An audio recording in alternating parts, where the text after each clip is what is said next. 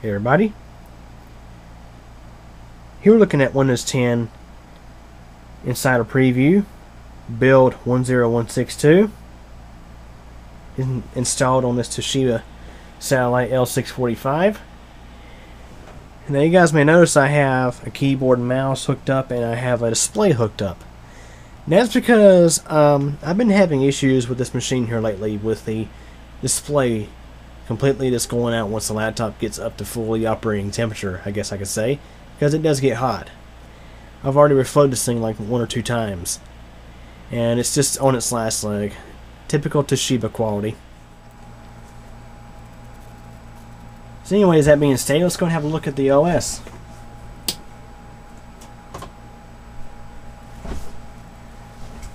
I must say the latest build does look pretty nice. I do like the background they have.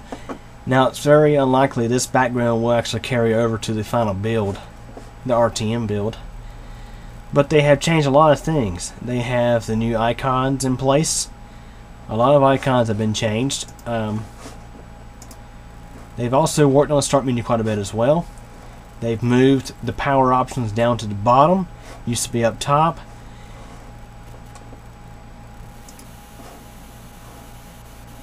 Well, I must say, originally the Windows 10 start menu looked a lot similar to Windows 7, and then they changed it to be more like this.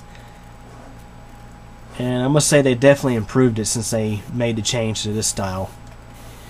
So anyways, you have your File Explorer shortcuts. Basically Windows Explorer is what it used to be called. Now it's simply called File Explorer. So when you open up Start, you do have easy access to documents, pictures, music, videos, and things like that. Now you notice that little eHome folder. Yeah, I'll get back to that shortly. Some of you may already know what that's for.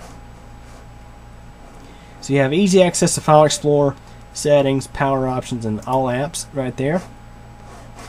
And they had them sorted by letter in alphabetical order.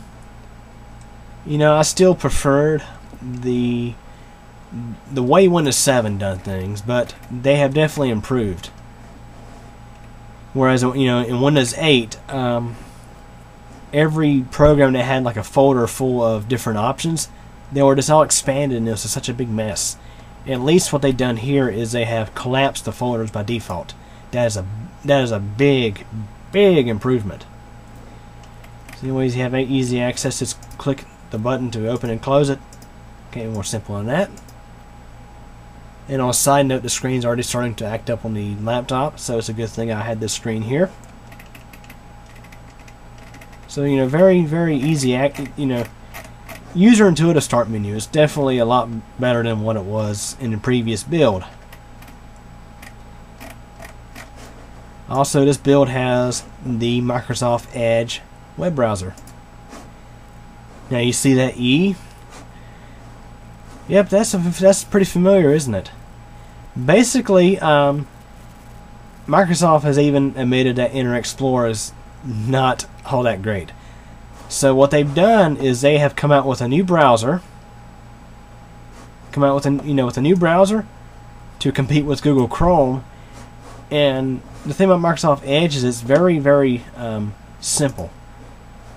This is actually the Start tab, I'd say. This is my first time using the browser, and I must say it's just pretty neat. I'm trying to go to a website here.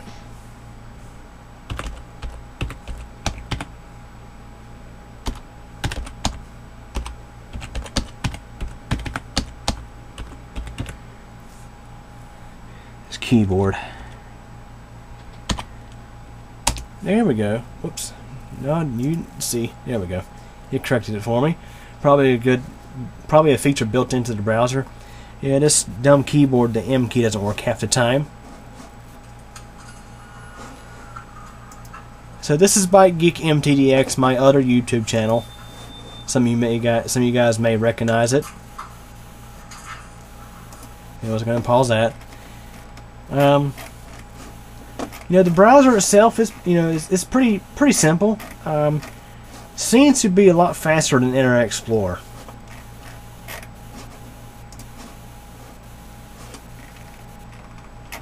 So anyways, let's look at some of the other settings we have here.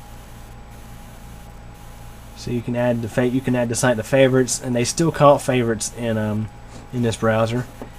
You know, Mozilla Firefox and Chrome typically go by bookmarks for, you know, what Microsoft refers to as favorites. See what else we have here. Oh, this is easy access to your favorites. Here we have this is highly similar to Chrome, actually. You can go to settings, and while Chrome has like a full web page for settings, this actually has like a sidebar. Yeah, it's just not too bad. And for those who are wondering, this is Microsoft Edge version 20. As a matter of fact, I do have Chrome installed on this machine, so we can open Chrome and just have a look at the two.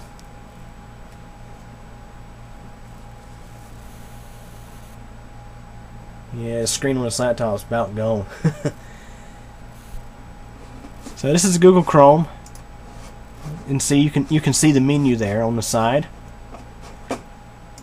This Site Advisor, get that out of the way. So this is the Chrome settings menu. Here's the actual full-blown settings menu. I still like how Google Chrome does their menus. You know, it's still full screen, whereas so far with Microsoft Edge you had the sidebar. But you can do advanced settings, still kind of like a sidebar. This is not the best way to do it if you have a screen that's not very big. Now this screen here is 1024 by 768.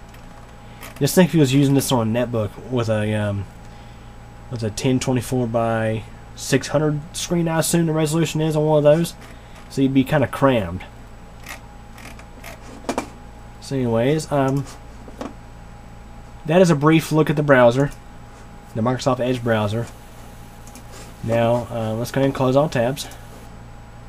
And there's Chrome. I'll go ahead and minimize that for the time being. And let's look at something here.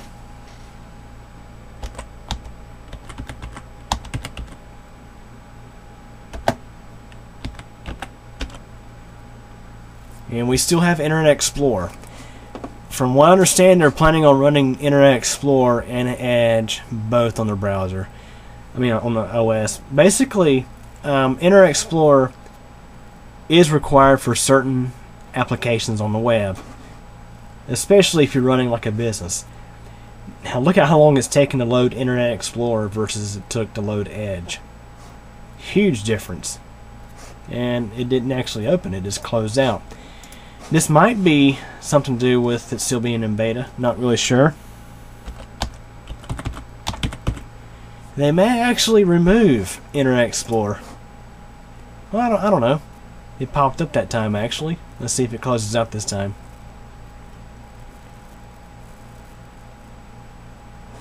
So we currently have Internet Explorer 11.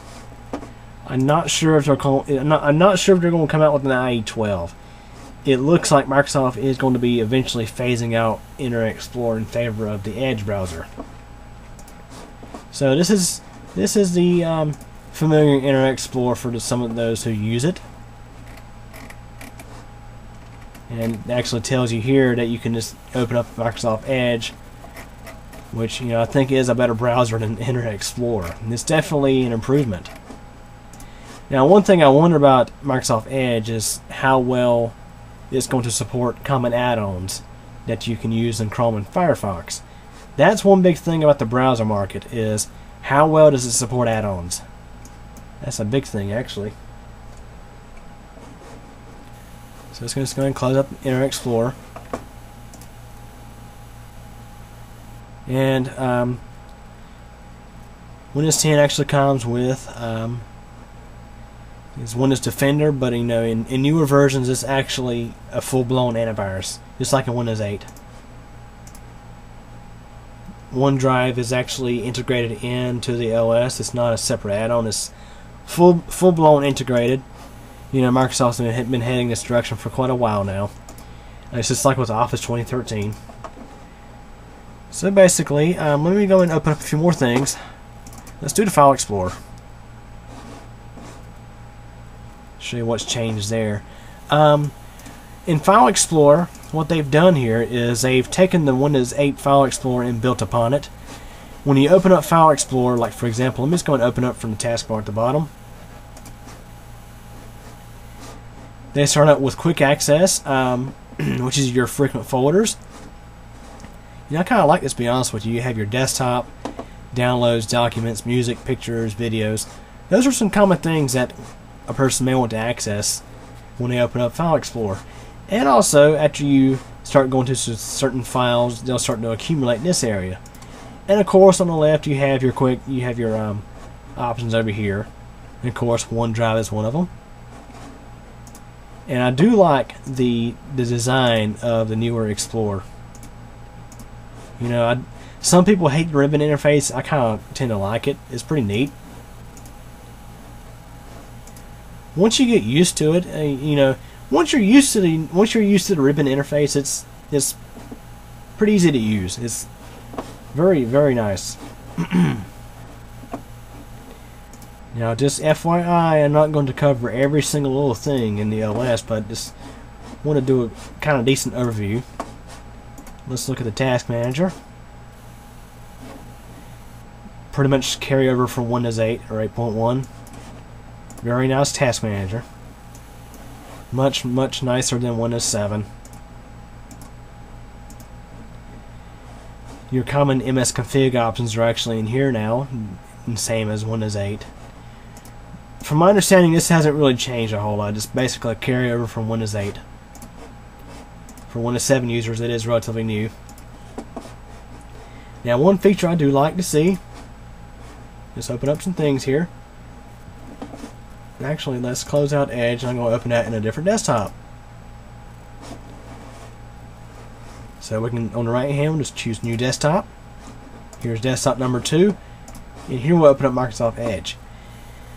The neat thing about this feature is when you have a single display like this computer here has, one display, it's like virtually having two displays.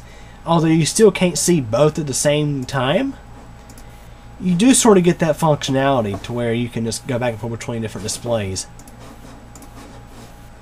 And this could be a nice feature for those who do have multiple displays. If you want to virtually have 3 or 4 displays and you only have 2, here you go. Nice feature. And let me show you a few more things I've noticed. Let's go ahead and close out desktop number 2.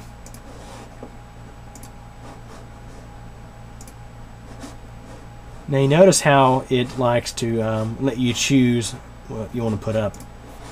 Now let me show you something else here. The arrow snapping feature in Windows 7 has been improved in Windows 10.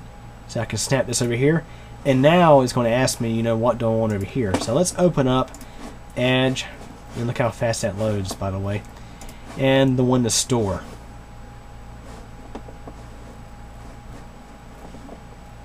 Which, for those who are new to looking at Windows 10, this is a new feature to Windows 10.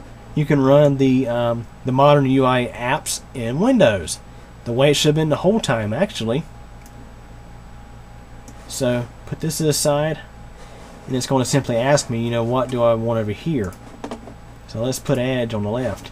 So we have Store over here, Edge on the left. Let's close out Store and put up, well, Chrome's actually already there. Let's, you know, maximize it. Now let's snap it. So I can do either File Explorer or Chrome. You actually can do this. Well, thought anyway. So anyways, those are some of the neat things that Windows 10 has to offer. It's very user intuitive, unlike Windows 8. Anybody who uses Windows 8 would definitely understand what I'm saying here. So, you know, we're definitely seeing some improvements in regards to that aspect. Now let's go and talk about some things that Windows 10 does not have.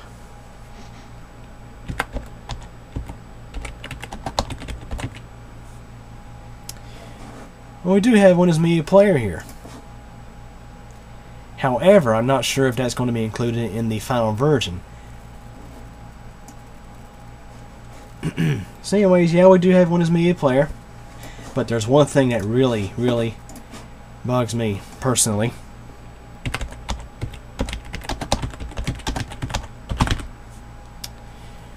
No Windows Media Center. You will not have Windows Media Center in Windows 10. Now, for those who don't know, I use Windows Media Center almost all the time. Almost every computer in this house uses Windows Media Center. That is what runs our TV setup here. Instead of paying Time Warner for extra equipment for like DVR servers and things like that, I just do it myself. And Microsoft is planning on supposedly bringing DVR support and TV support to the Xbox One, but why would I want to buy somebody else's equipment when I could just build my own? That's the advantage that Windows Media Center has. And some of you may think, why not just use like one of those free add-ons? Like Windows Media Center alternatives. You can just look it up. And let's use Google Chrome to look this up. It looks so similar to a phone, how I just did that. All these alternatives to Windows Media Center. Now, just keep in mind, all of these in my application are worthless. So let's go ahead and close out the windows. These things here are worthless. That's because of one simple thing.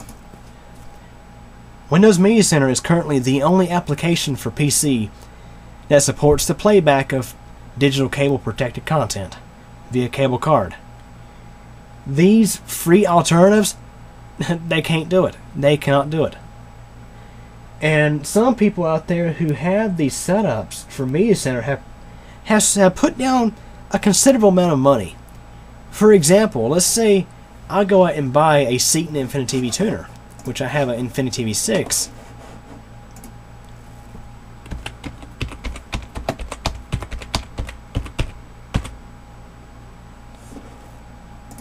This is the Ethernet version. Let's see how much it costs. $299. That's just a tuner. Let's say if you want to custom build some computers, that's going to cost you more. You see, the thing is, Media Center, although not, a lot of average Joes may not really have any use for it, a lot of techies out there like myself love it, because we can easily build these home theater PCs. I just built it, and I literally built a TV computer out of a set-top box. Guts out of a cheap compact desktop and the shell of an old DirecTV set-top box, built just for Windows Media Center. Just for that. Yeah, Windows Media Center. And it's a shame to see how Microsoft is going to be killing support for such a nice program. I mean, Microsoft quit developing Media Center back in 2009. Well, guess what? In years past, companies like Seaton and Silicon Dust have released products tailored for Media Center to take advantage of Media Center's most awesome feature, the ability to use it as a digital cable set-top box, DVR box. You simply can't do it with anything else on the PC. Windows Media Center is currently the only application that can support playback of digital cable. If that channel is copy flagged, only Media Center can play it. Basically on the PC anyway. So that is the reason why. That is simply the biggest reason why I do not plan to upgrade to Windows 10 in the foreseeable future. I decided to save my rant for the end. Yes. While Windows 10 is great and all, I like the OS. It's definitely very nice. The simple fact that they have decided to not support Media Center in Windows 10, to not bring it to Windows 10, is preventing me from upgrading to it. Hands down. This application there, that is the one thing that is stopping me right now from upgrading when it comes out later this month. So basically, overall, Windows 10 does have a lot of nice things to offer. It has a lot of the good features from Windows 8 tailored into such a way that they're user-friendly for keyboard and mouse users. and they're still user friendly for touch. Now in earlier builds on Windows 10, there was a button you can actually toggle to go into a full screen, start menu, which is useful for touch. But honestly, another thing you can do here is you can name groups of your tiles for those who care to use them. I still really don't I just don't have much use for the tiles. But overall, the user interface, the Explorer, the new Edge browser, it's really great. If you're running Windows 8, you would definitely want to consider getting this because it's free. It's a free upgrade for the first year. No, that does not mean after you upgrade to it, you have to pay for it after the first year. If you're running Windows 7 or Windows 8, you have the eligibility to get Windows 10 free of cost for the first year that it's available. After the first year, you didn't have to pay for it.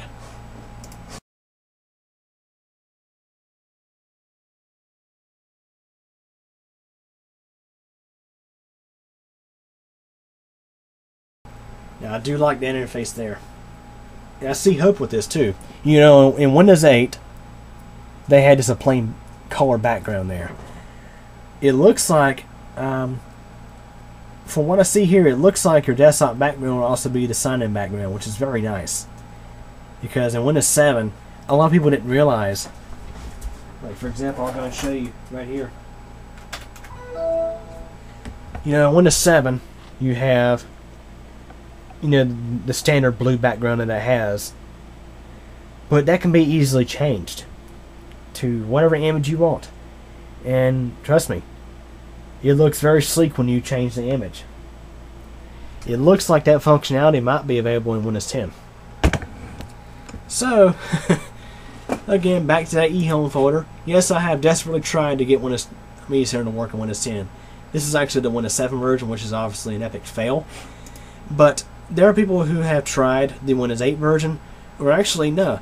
There are people who have tried the Windows 10 version of Media Center. Yes, there was actually a Windows 10 Media Center in earlier builds of the OS.